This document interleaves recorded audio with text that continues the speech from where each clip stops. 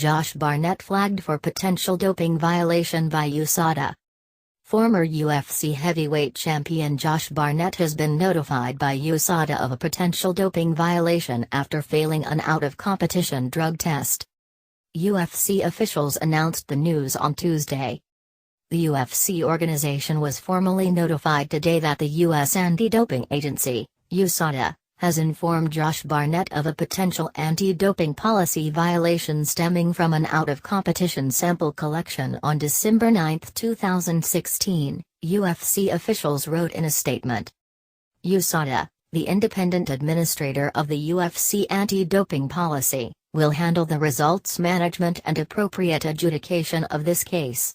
It is important to note that, under the UFC anti-doping policy, there is a full fair legal review process that is afforded to all athletes before any sanctions are imposed.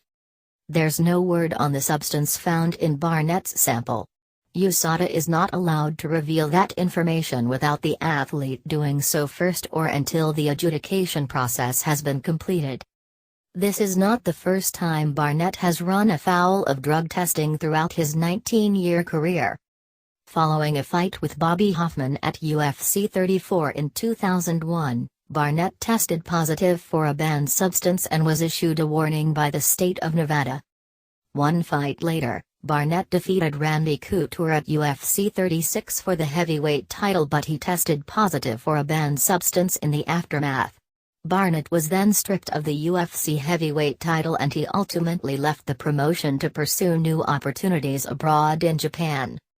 Barnett once again ran into trouble in 2009 when he was scheduled to face Fedor Emelianenko in the short-lived Affliction promotion before the California State Athletic Commission flagged him for failing an out-of-competition drug test for steroids and denied him a fight license.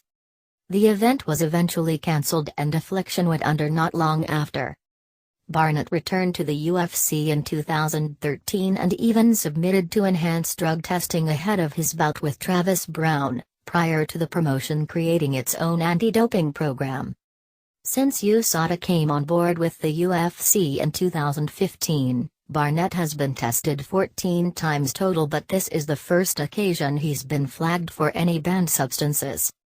Barnett hasn't made a statement yet regarding the matter, but he is afforded a full adjudication process with USADA prior to any possible sanctions being handed down.